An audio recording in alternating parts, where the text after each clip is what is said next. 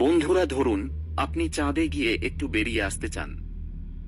এই মুহূর্তে কথাটা অসম্ভব মনে হলেও ভবিষ্যতে তা সম্ভব হতে পারে। হয়তো একদিনের মধ্যে চাঁদে বেরিয়ে আবার ফিরে আসা যাবে পৃথিবীতে। কিন্তু আপনি একদিনে ফিরে আসতে চান না। 2 দিন চাঁদে থেকে চারপাশ ভালো করে ঘুরে তারপর ফিরতে চান।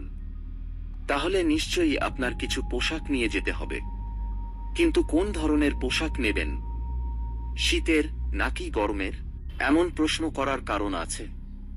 চাঁদের তাপমাত্রা রাতে প্রায় -130 ডিগ্রি সেলসিয়াস হলেও দিনে থাকে প্রায় 120 ডিগ্রি সেলসিয়াস। প্রশ্ন হলো, কেন? চাঁদের তাপমাত্রার এমন হেরফের কেন হয়? এর কারণ চাঁদে বায়ুমণ্ডলের অনুপস্থিতি। পৃথিবীর যেমন বায়ুমণ্ডল আছে, চাঁদের তা নেই। বায়ুমণ্ডল পৃথিবীর ক্ষেত্রে কম্বলের মতো কাজ করে, তাপ আটকে রাখে।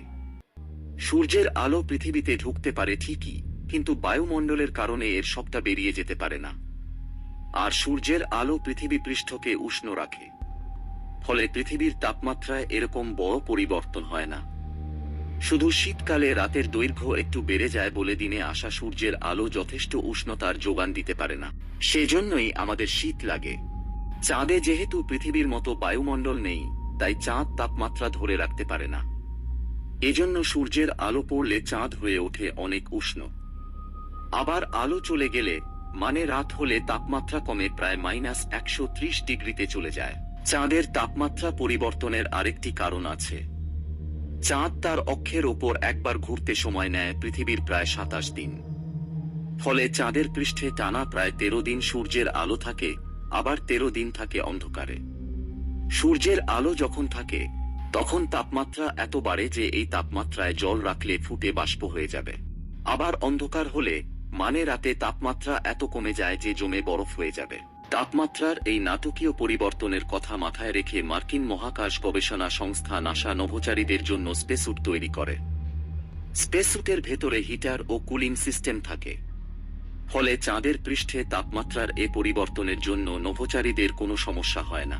নাসার তথ্যমতে, চাঁদের পৃষ্ঠের স্বাভাবিক তাপমাত্রা 130 ডিগ্রি সেলসিয়াস থেকে নেমে -120 ডিগ্রি সেলসিয়াস হতে পারে। তবে চাঁদের মেরুর তাপমাত্রা কমে হতে পারে -253 ডিগ্রি সেলসিয়াস। কারণ এই অঞ্চলে কখনো সূর্যের আলো পৌঁছায় না। ভবিষ্যতে চাঁদে স্থায়ীভাবে বসবাসের চিন্তা করছে মানুষ। সেই লক্ষ্য পূরণে কাজ করছে নাসা।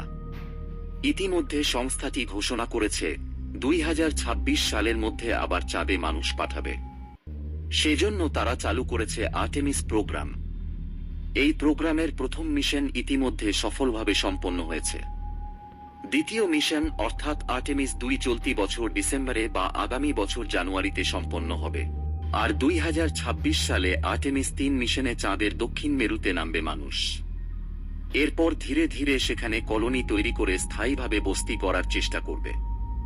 আগে অ্যাপোলো প্রোগ্রামে মানুষ যতক্ষণ চাঁদে ছিল, এবারে অর্থাৎ আর্টেমিস 3 মিশনে তার চেয়ে বেশি সময় থাকবেন নভোচারীরা। বন্ধুরা, ভিডিওটি ভালো লাগলে অবশ্যই চ্যানেলটিকে সাবস্ক্রাইব করে যাবেন পরবর্তী ভিডিও দেখার জন্য।